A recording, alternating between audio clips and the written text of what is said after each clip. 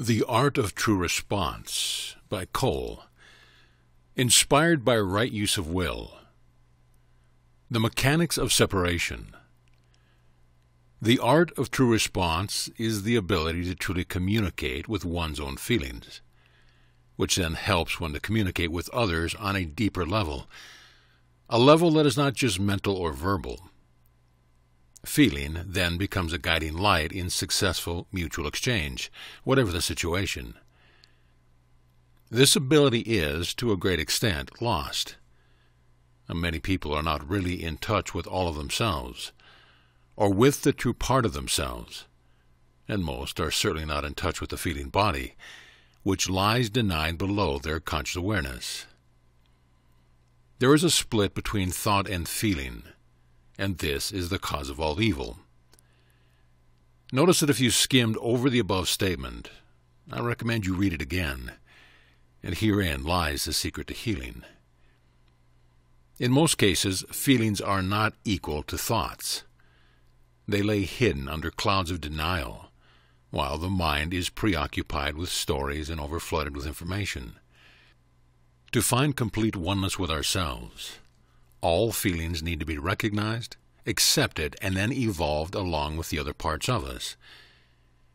Here are some guidelines on how to do this easily and without much trauma, confusion, and the endless excessive thinking or verbalizing that makes us oblivious to this realm of denied feelings. This is a real solution to the human dilemma. The most important step in this evolution is to realize that what we usually think of as our feelings are not. They are thoughts that seem like feelings, but aren't. In most cases, even after having read the previous sentence, you will still believe these mental ideas are true feelings. But these endless descriptions and long stories only keep us away from what is really happening. They are an avoidance of feeling. Feelings don't talk. Minds talk. Feelings feel. When mind is busy thinking, there is no feeling to ground it by, providing the felt wisdom it needs. Things don't make sense to us, and the world we inhabit is not seen for what it really is. Once feelings are accepted as an equal, they begin to flow upward. They accompany our life like music and provide wisdom beyond imagination. Feelings have a profound ability to help us navigate to our destination and make healthy choices. Therefore, the first step is to develop a new relationship with them. Now, this might seem hard at first, but it will become increasingly easy when we realize that feelings are here to enrich us, provide nurturance, and bring balance to our hearts. There is no true heart or sense of enlightenment without feelings, period. Much more could be said regarding feelings, but let's not delay any longer. Steps to healing and complete recovery. Relax. Take a slow breath and allow yourself to feel. Invite a feeling that you find unacceptable and notice what happens to your body.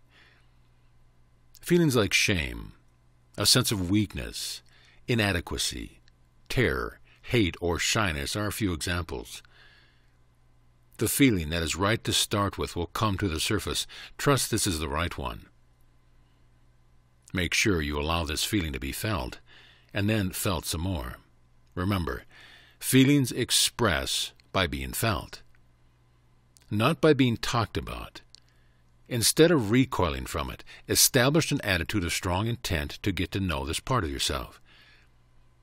Remember, it is trying to tell you something, maybe something of great importance, but it might be in very bad shape because of your constant rejection of it.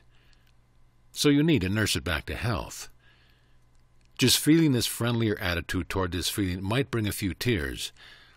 Allow them, and do not let your mind distract you from the feeling, and stay away from judgment. Be open to feel more. Try this several times with the first feeling that comes up that you judge as negative or unpleasant. Step 1. Talk to it. Once you determine what the feeling is, begin to establish honest communication with it. Do this out loud and for a while.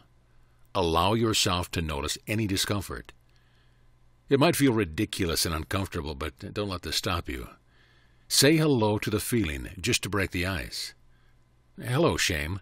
Hey, I want to be your friend. Imagine you met a stranger and you are determined to get to know her. Sometimes this can have a startling effect on you, since this feeling has never before received any acknowledgement, love, or acceptance, but rather much rejection, non-acceptance, and avoidance. And no wonder it's in such bad shape. Step 2. Accept the feeling's responses to you. Ask yourself, can I accept this feeling? Let the answer arise spontaneously. Be honest. Say a real no is often more honest than saying a fake yes, and you need to determine what feels truer. If the answer is no, ask yourself again, is it okay that my true response is no? And again, wait for the reply. This reply must emerge from deep within, so do not make the old mistake of getting quick answers from your mind. If the reply is another no, continue to ask, is that okay? You can ask, is it okay that it's not okay, that it's not okay, and so on. No might come up endlessly.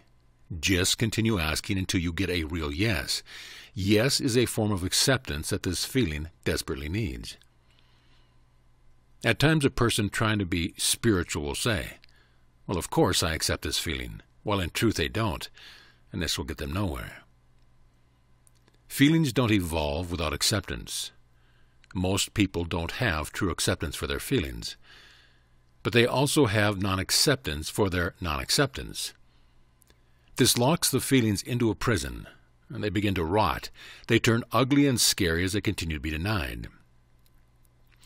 The way to heal is to say to yourself, I may have a feeling of non-acceptance at the moment, but I accept this in myself.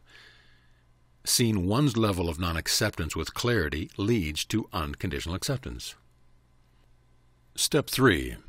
Explain to the feeling why you had to deny it. Take the time to ask yourself, what are the reasons you had to deny this feeling? When the answers come, speak directly to the feeling as if you were talking to a friend with whom you could not talk to for a long time. Some examples are, I did not even know I could talk to you. I thought you were not real or could be made conscious, or I was frightened of what you might tell me. These simple, honest answers are like soothing waters to most of those dried up and rejected lost feelings. Talking to them will allow the feelings to begin to sense that you care. 10 minutes is pretty good. Get creative. Saying, I denied you because you are an awful feeling that I despise, and you always come out when I least need you. And I feel like I need to hide you and hide from you, and I simply feel closed down in your presence, is much more helpful than being nice. Feelings need to feel your integrity. They need you to show your true face to them. The next step will need real courage. Step 4. Apologize to the feeling. Out loud is always best. Notice the resistance. Your mind might think, well, why should I apologize for this feeling? I'm right. When you see this, the long-standing separation between you and the feeling begins to become apparent.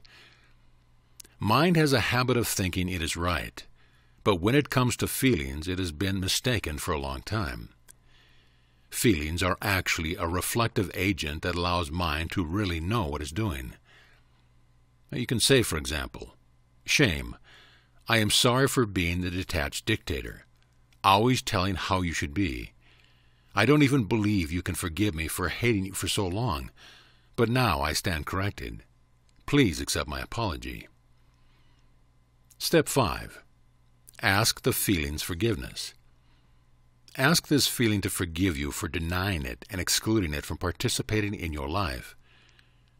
Trust that it has amazing intelligence and the ability to forgive you in the most profound way, and to show you its beauty and all the gifts it has to offer. At this point, you might feel that this feeling is beginning to feel different, lighter, actually quite nice and easy to feel. See, it's not really the feeling itself that feels unpleasant. It's the rejection of it that makes your whole emotional body feel separate from it.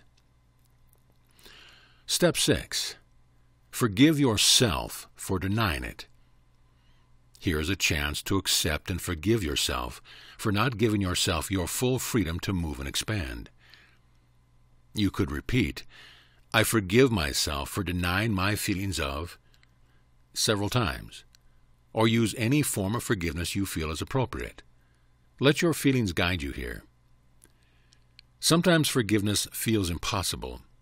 In that case, you can try, "I accept myself for," and I forgive myself for not accepting myself earlier. Note, I don't really understand the previous sentence. Am I accepting myself here for not being able to forgive?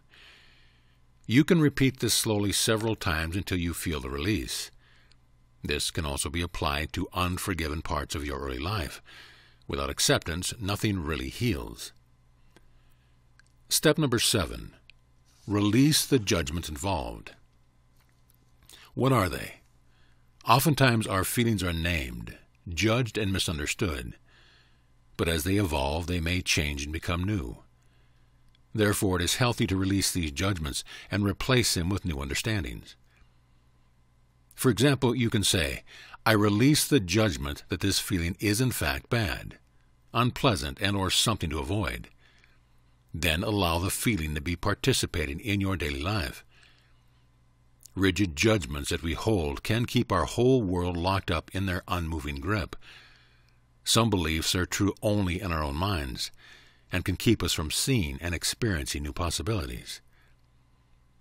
8. Negotiate a new relationship between this part of yourself and the rest of you.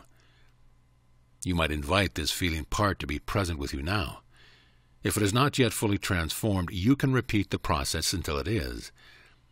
In this way, you will train yourself to express what is really happening inside you without drama, and without burdening your close ones with your misunderstanding of yourself.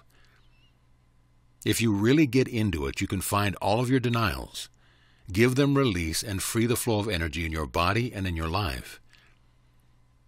You can apply this process to all aches,